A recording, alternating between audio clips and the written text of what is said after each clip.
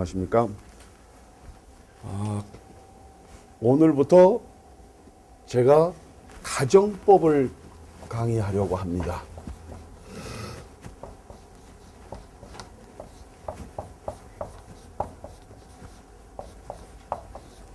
가정법은 패밀리 로입니다. 가정법이라고 하는 것은 그냥 일반적으로 우리가 쉽게 얘기하자면 이혼법이다 해도 과언은 아닙니다. 여러분, 이혼 문제가 많이 심각합니다. 이혼이 참으로 불명예스럽게 대한민국이 어느 날 갑자기 이혼율 세계 1위가 됐습니다. 아니, 세계 1위 할 게 따로 있지. 언제부터 이혼율이 세계 1위입니까?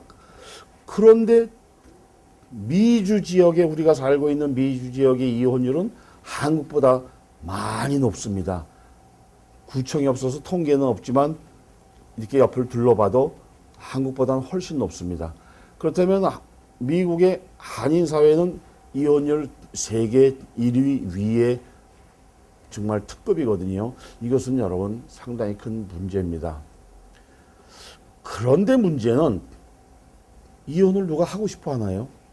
누가 이혼이 취미로 하는 사람이 있나요? 어쩔 수 없으니까, 정말 어쩔 수 없으니까 이혼을 하는 거거든요. 제가 어느 상담실에 몇 년째 쭉 오랜 시간 가서 상담을 해보면 상담하는데 이런 것이 있었습니다. 더 이상 견딜 수가 없습니다. 이혼을 해야 되겠습니다. 남편은 도박과 마약에 빠져 있고 단 한 번도 생활비를 준 적이 없습니다. 요즘은 또 폭력이 너무 심해서 견딜 수가 없습니다. 어떻게 하면 좋을까요? 상담해 주신 분들이 나이가 많으신, 정말 이 세상을 다 많이 경험하신 훌륭하고 학력과 인품과 덕망을 갖춘 분들입니다. 처리 결과 교회 나가세요. 목사님과 상의하세요. 그래서 제가 하지 말라고 그랬습니다. 이렇게 상담할 것 같으면 하지 마세요. 교회 나가고 목사님과 상담하는 건요, 이미 1000번, 10,000번 해봤고 더 이상 견딜 수가 없어서 여기까지 찾아왔는데, 여기서도 또 교회 나가세요. 기도하세요. 목사님과 상의하세요. 그러면 그 사람들이 해결할 수 있는 방법은 정말 심각한 방법밖에 없죠. 그래서 많은 사람들이 자살하거든요. 아니, 그거는 아니죠. 그래서 제가 목사님들한테도 기회가 있으면 부탁드리는 겁니다. 이혼하면 우리 교회는 못 나옵니다. 이혼하면 죄악입니다. 예, 훌륭한 얘기입니다. 안 해야죠. 할 수만 있다면, 피할 수만 있다면 이혼하지 말아야죠. 근데 어쩔 수가 없어서 정말 피할 수만 있다면, 잠깐만 좀 옆길로 갔다 올까요? 이 잔을 멀리 해주소서. 그런데 아이고, 내 뜻대로 마시고 어쩌지 하소서 하듯이, 아이고, 내가 이혼하고 싶어 하나요? 어쩔 수 없잖아요. 견딜 수가 없는데. 그러면 이왕이면 제대로 하라고 권해줍니다. 그래서 제가 상담소에 있는 분들에게 이혼을 말릴 수 있어서 말려지면 좋지요. 그러나 말려질 수 없을 거예요. 더 이상 회복할 수가 없어요. 여기까지 왔는데. 그러면 차라리 제대로 된 방법을 가르쳐 주세요.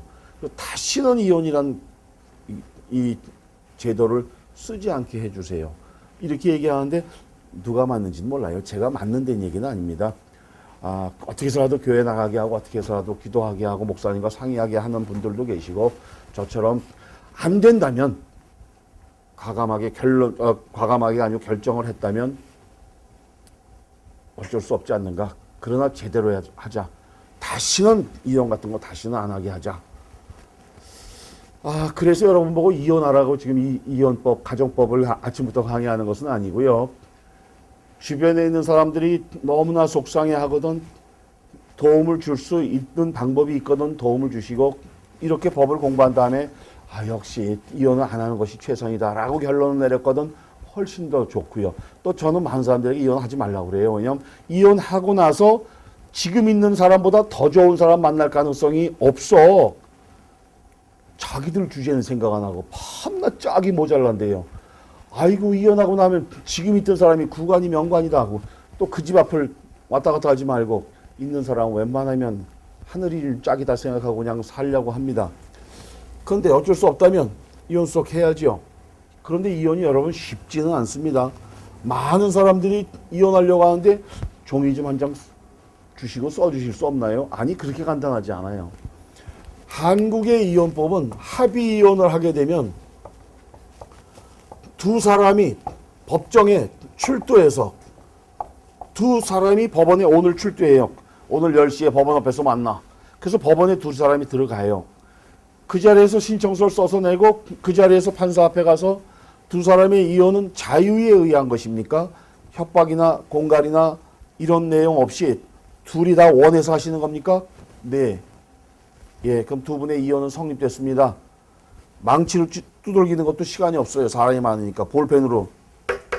다음 이렇게 하면 판결문 받아가지고 3주 안에 구청에 갖다 내면 되는 거거든요. 굉장히 간단해요. 그래서 이혼이 더 많은지는 모르겠어요. 그런데 합의이혼하고 6개월이 지나야만 재혼을 할 수가 있어요. 한국은 이렇게 간단한 이혼 제도가 있어요. 미국은 이렇게 간단하진 않아요. 여러분 이혼 수속을 내가 혼자 하려고 그래요. 거의 불가능해요. 여러분이 이혼 수속 혼자 하려고 오늘 배워가지고 내일 그렇지 않아도 좀 별고 별었는데 내일은 이혼 수속 내가 한다. 내 실력으로. 여러분 안 됩니다. 그냥 그건 안 되는 거예요. 이혼에는 우선 방법이라기보다는 이혼을 하기 위해서 우리가 짚고 넘어가야 될 것들이 굉장히 많아요. 제일 먼저 아이가 있다면 제일 중요한 것은 양육권이고요. 양육권을 우리는 차일드 커스터디라고 합니다. 양육권을 결정해야 되고 양육권이 결정되면 그 다음에 양육비가 결정돼야 합니다. 이것을 보고 차일드 서포트라고 합니다. 그래서 아이에 대한 문제가 결정되면 양육권을 가졌고 양육비가 결정되면 상대방에게는 방문권을 줍니다. 아이를 볼 수 있는 권리가 있단 말입니다. 이것을 보고 차일드 비지테이션이라고 합니다. 그래서 우선 아이 문제가 결정돼야 합니다. 지네들 이혼하고 안 하고가 중요한 게 아니고요. 아이는 어떻게 할 건데 이거가 제일 먼저 결정돼야 합니다. 물론 이때는 아이들이 18세 미만일 때 하나입니다. 18세 이상이면 내가 결정하고 자식할 것도 없어요. 자기들이 이미 성인인데 부모가 이혼을 하든가 말든가 자기들은 성인입니다. 그래서 18세 미만일 때 아이가 18살 될 때까지 양육비를 지불해야 되고 어려운 힘든 생활을 겪어야 됩니다. 여러분 양육권, 양육비, 방문권이 결정된 다음에 그 다음에 비로소 위자료라고 하는 것을 결정합니다. 이 위자료를 영어로 엘리먼이라고 하는데 미국에서 특히 캘리포니아에서는 위자료란 제도는 사용되지 않고요. 스파우저, 배우자, 스파우저 서포트라고 해서 배우자 생활비를 지원해주는 그 제도를 위자료 제도라고 합니다. 그 다음에 재산권 분할이 있고요. 재산에 대해서 이제 미주알 고주알 나눠야 되고 싸움을 해야 되고 이런 과정을 겪습니다. 그리고 나면 이런저런 앙금이 생기거든요. 옛날에는 살다가 헤어지면 남남이라고 그랬는데 요즘은 살다 헤어지면 왼수라고 그러거든요. 많이 힘들어합니다. 서로. 그러다 보니까 이게 형사 문제까지 가게 되고 다툼이 심해지고 이러니까 가장 좋은 방법은 이혼이 되면 서로 만나지 마라. 가끔 TV 방송에 보면 드라마에 보면 우리는 헤어져서 친구로 남기로 했어요. 아이고. 여러분 헤어졌으면 안 보는 게 최선입니다. 뭔 친구로 남아요. 친구로 남을 것 같으면 웬만하면 참고 사세요. 다시는 안 보는 것이 좋죠. 그래서 접근 금지 명령이라는 것이 있고요. 다시는 보지 말자 하는 얘기입니다. 평생 내 앞에 나타나지 마.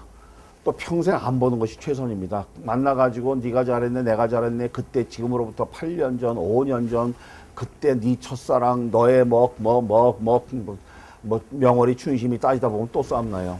싸움 나면 좋을 거 없습니다. 그래서 이 나라는 이혼하면 만나지 말라는 것이 기본입니다.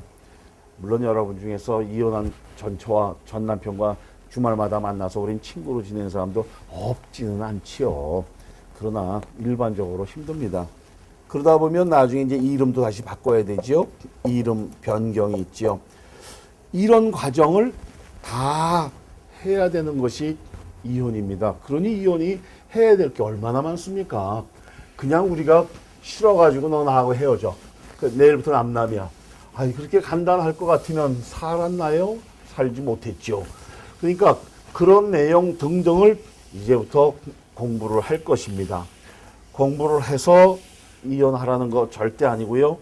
이게 공부를 하다 보면 와 무지하게 어렵구나. 해야 될 게 진짜 많구나. 생각을 못했는데 이혼하면 내일부터 나 저 인간 꼴 안 봐. 이것만 생각했는데 와 해야 될 게 무지하게 많구나. 이런 걸 생각하셔가지고 진짜 이혼이란 게 점점 멀어지길 바랍니다. 하나씩 이제 접근을 해보도록 하겠습니다. 제일 먼저 이혼 수속을 하게 되면요. 우선 절차가요.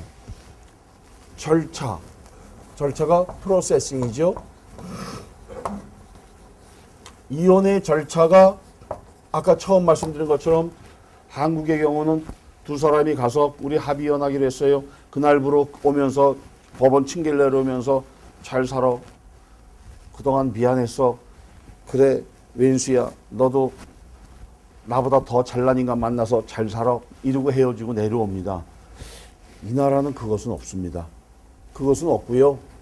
이혼 수속을 우선 첫째 수속을 시작합니다.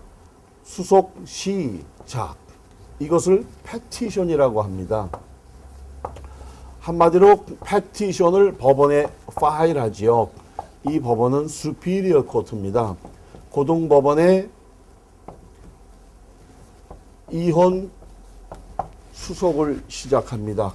수속을 시작한 사람, 이 사람을 신청자라고 합니다. 신청자는 패티셔너라고 하지요.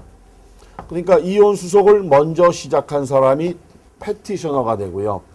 그 다음 사람이 상대방은 답변자가 됩니다. 그래서 respondent라고 하지요. 우리가 스몰 클레임 할 때 또는 시빌에서 plaintiff defendant 했는데 가정법에서는 plaintiff defendant 하지 않고 petitioner respondent 신청자와 답변자로 나뉘어집니다. 그래서 이혼 수속을 법원에다가 접수하면 접수하고 나서 즉시 상대방에게 전달을 해야 합니다. 상대방에게 서류 전달. 이 서류를 전달하지 않으면 수속은 시작된 것이 아닙니다. 어떤 사람은 이혼 수속을 법원에 했는데 전달하려니까 막 떨려. 그리고 그렇게 하면 모든 것이 끝날 것 같아. 그래서 접수는 해놓고 전달 못하고 하루 이틀 가다가 3개월, 4개월, 5개월 가다가 어머나 어느 날 임신을 했네. 그래서 에이 찢어버리고 애 낳고 잘 살고 잘 먹고 잘 살았다는 전설 같은 얘기도 있고요. 여러분 상대방에게 서류를 전달하면 상대방은 1개월 내에 리스폰스, 답변을 해야 합니다. 이 리스폰스는 다른 말로 answer라고도 합니다. 답변한단 말이죠. 답변을 해야 됩니다. 한 달 이내에 답변을 하면 이제 재판이 시작되는 것이고요. 재판이